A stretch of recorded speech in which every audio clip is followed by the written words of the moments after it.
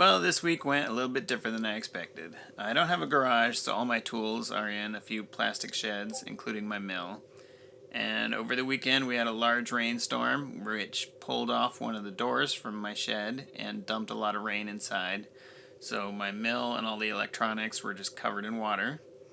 So instead of making parts this week, you're going to enjoy watching me clean up everything, get de-rust, and then just do general maintenance that needed to be done anyways. I'm readjusting and oiling moving parts on the mill. I'm setting up some new tool bits that I haven't used before and making sure everything is aligned correctly. I also got a haircut. Hopefully next week I'll actually be able to start making some scrap metal. Enjoy the period correct music.